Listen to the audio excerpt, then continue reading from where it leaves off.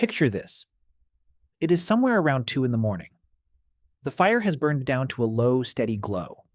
Enough light to see the shapes of the people sleeping around it. Enough heat to keep the worst of the cold at bay. The camp is quiet in the way that only a world without electricity can be quiet, which is to say, not actually silent at all, but alive with the sounds of insects, distant wind, the occasional crack of a branch somewhere out in the darkness, and the slow, rhythmic breathing of 20 people in various stages of sleep. Most of them are deeply under, but one person is awake, not panicking, not lying there with racing thoughts about tomorrow's problems. Just awake, in that calm, clear-headed way that arrives in the middle of the night when the brain has completed its first sleep cycle and surfaces into something that feels less like insomnia and more like a second kind of consciousness. The fire gets fed. The perimeter gets checked with ears more than eyes. Maybe a quiet conversation happens with whoever else is awake at this hour, low-voiced, unhurried, the kind of talk that only happens when most of the world is asleep. Then after an hour or so, sleep returns on its own. No effort required. No counting backwards from 300. Just a natural, easy descent back under. That person is not a night owl with a sleep disorder. That person is not a troubled ancient human tossing and turning through existential dread about mammoth hunting. That person is doing exactly what human biology, when left entirely to its own devices and removed from artificial light and alarm clocks and the entire infrastructure of modern timekeeping, actually does. And what it reveals about whether ancient humans were nocturnal is considerably more interesting and more complicated than a simple yes or no. So here is today's question, and it sounds simple until you start pulling on it. Were ancient humans nocturnal? Did they operate primarily in darkness? Did they sleep when the sun was up and move when it was down? Or were they purely daytime creatures the way most popular images of ancient life suggest? Up at dawn, asleep at dusk, ruled entirely by the solar schedule?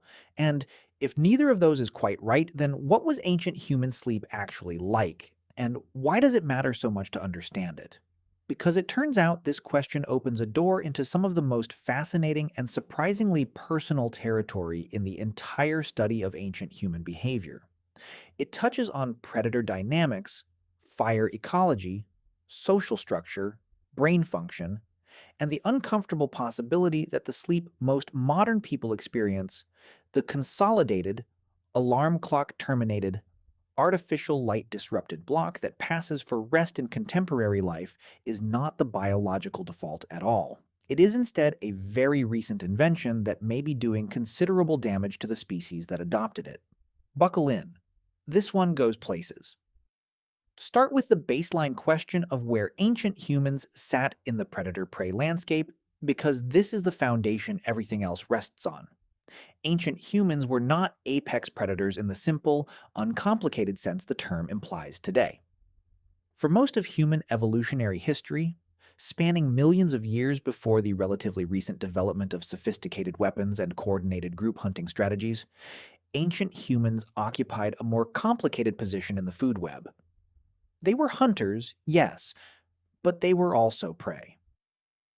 Large carnivores shared their landscape, competed with them for resources, and occasionally treated them as resources themselves. Cave lions, cave hyenas, leopards, saber-toothed cats. These were not mythological threats or occasional nuisances. They were real, large, capable predators operating in the same territories as ancient human groups, and the relationship was not abstract. Skeletal remains of ancient humans showing carnivore tooth marks exist. The archaeological record contains evidence of human bones processed by large predators. Ancient humans were hunted. Not constantly, not exclusively, but enough that the threat was real, and that behavioral adaptations to manage it were necessary. Here is what this means for the nocturnal question. Most large predators that threatened ancient humans were significantly more capable in darkness than their prey. Cats, in particular, have visual systems specifically adapted for low-light conditions. A reflective layer behind the retina called the tapetum lucidum dramatically amplifies available light and gives them functional vision in conditions that leave human eyes nearly blind. A leopard operating at night has a profound sensory advantage over a human operating at night. Ancient humans in full darkness away from fire were far more vulnerable than ancient humans in daylight. This single ecological reality pushes powerfully against the idea of ancient humans as primarily nocturnal. Moving through dark landscapes, away from the protective radius of fire, foraging or hunting in conditions where your primary sensory advantage, vision, is severely compromised, while your predator's primary sensory advantage is fully operational, is not a strategy natural selection rewards. Ancient humans who preferred darkness were ancient humans who got eaten with above average frequency. Their nocturnal preferences did not persist strongly in the gene pool. And yet, the picture is not as clean as ancient humans slept at night and were active during the day, because fire changes everything. Fire changes the entire equation in ways that are difficult to overstate. The control of fire, one of the most transformative developments in the entire story of ancient human behavior, fundamentally altered the relationship between ancient humans and darkness. Fire extended usable light beyond sunset. It pushed predators back from the camp perimeter. It created a zone of relative safety within which ancient humans could be active, social, and productive well after the sun had gone down. The darkness that was dangerous outside the firelight radius was transformed within it into something closer to a private space. Warm, illuminated, protected, and alive with the kind of social and cognitive activity that firelit evenings made possible. Ancient groups with fire were not retreating into sleep the moment the sun dropped. The evidence from studies of modern foraging communities, groups whose lifestyles offer the clearest available window into ancient behavioral patterns, consistently shows that evening hours around the fire were among the most socially rich and cognitively dense periods of the entire day. Storytelling happened after dark. Music happened after dark. The resolution of social conflicts, the planning of future activities, the transmission of cultural knowledge through narrative, these were primarily nocturnal activities in the sense that they happened after sunset, around fire, in a social gathering that could extend well into the night before people began drifting into sleep. So ancient humans were not nocturnal in the way a cat or an owl is nocturnal. They were not primarily active in darkness as a matter of biological design. But they were absolutely not simply diurnal either in the rigid sense of being active only while the sun was up. They were something more flexible, more situationally responsive, and more interesting than either category fully captures. Now here is where the science gets particularly fascinating, because it stops being about ancient behavior specifically and starts being about human biology in general, including yours right now today. The question of what ancient human sleep actually looked like has been investigated through multiple converging lines of evidence, and what those lines converge on is something that has significant implications for how modern people think about their own sleep. The dominant model of human sleep, for most of recorded history, certainly for most of the industrial era, has been the consolidated monophasic block. 8 hours, ideally continuous, at night. This is treated as the biological default, the thing the human body is supposed to do, and deviation from it is medicalized as a disorder requiring intervention. Insomnia, defined as unwanted wakefulness during the night, is treated as a malfunction. But historian Roger E. Kirch's exhaustive research into pre-industrial sleep records uncovered something remarkable. For most of human history in the post-fire but pre-electric light era, the standard sleep pattern was not a single consolidated block. It was 2 distinct sleep periods separated by an hour or more of wakefulness in the middle of the night. People went to sleep after dark, woke naturally sometime around midnight, were active for a period of roughly 1 to 2 hours, and then returned to sleep until morning. This 2-phase pattern appears so consistently in historical records, medical texts, diaries, court records, literature. Across so many different cultures and time periods that it is very difficult to dismiss as a cultural anomaly. E. Kirch's research covers the post-ancient period, but the physiological evidence suggests this pattern almost certainly extends much further back.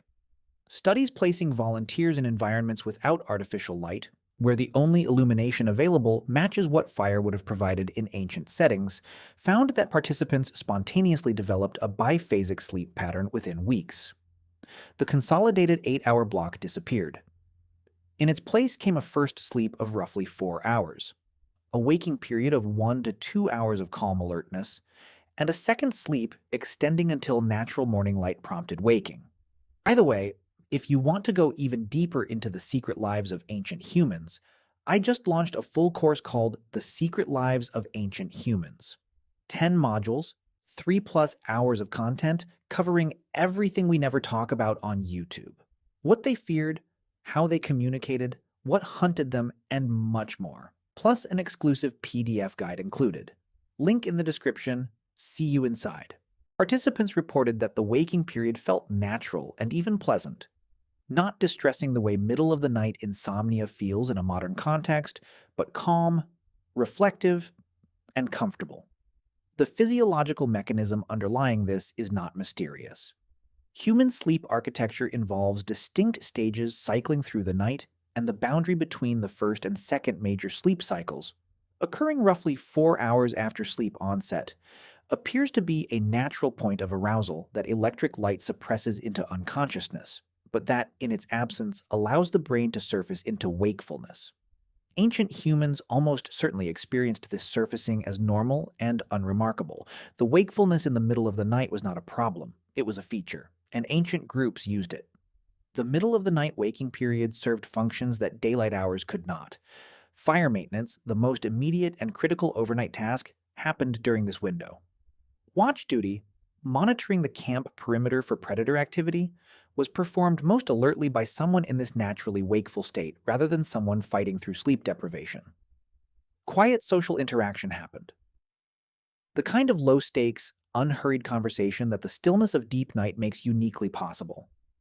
And based on evidence from anthropological observations of contemporary foraging communities, this period was also associated with a mental state that ancient people may have found valuable, a kind of reflective, associative consciousness that sits between waking rationality and dreaming, fertile for the processing of complex social and emotional material.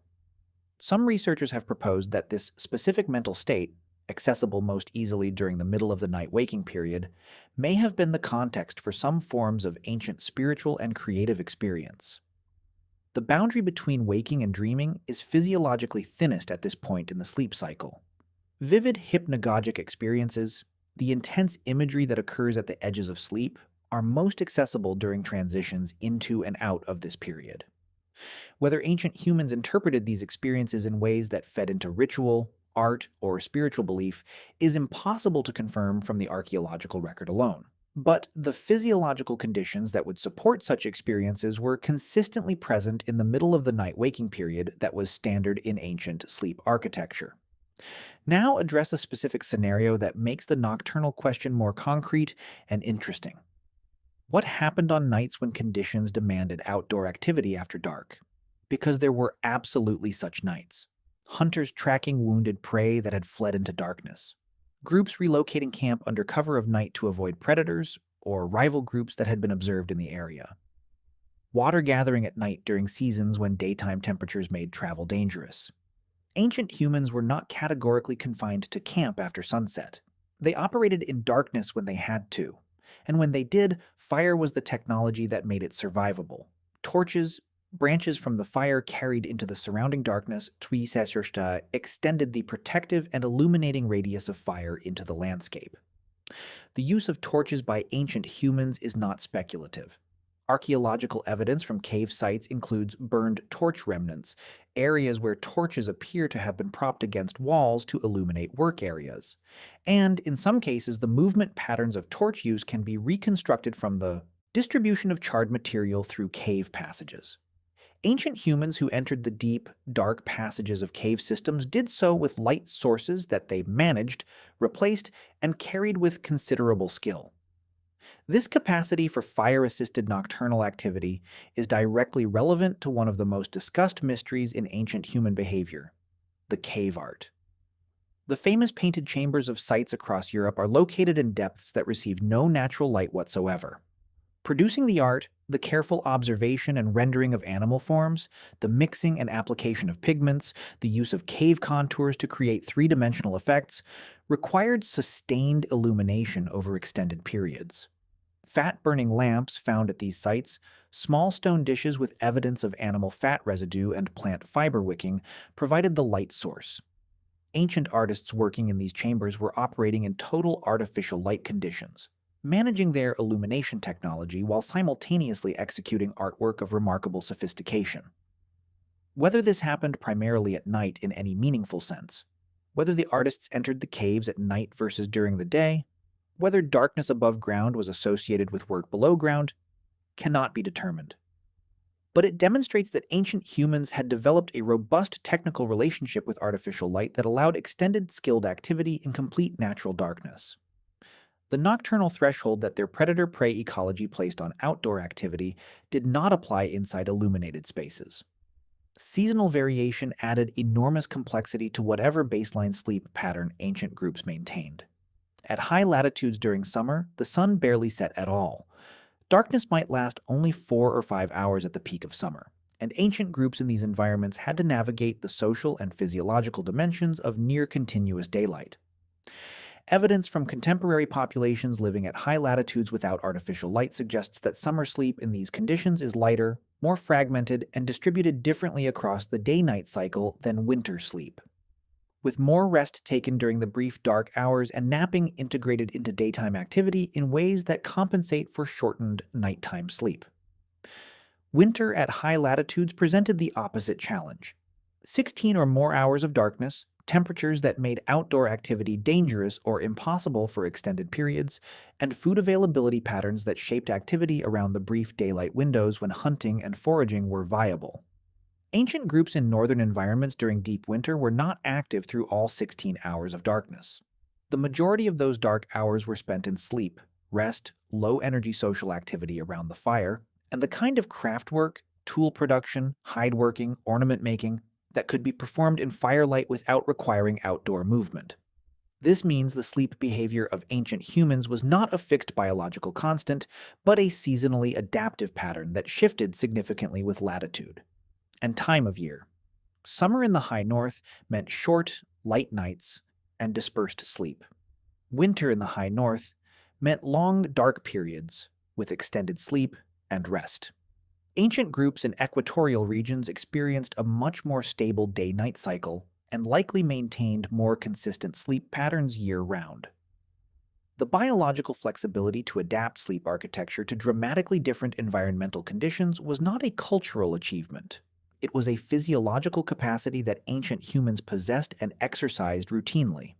There is one more thread to pull, and it is the one that makes this whole discussion personally relevant rather than academically interesting.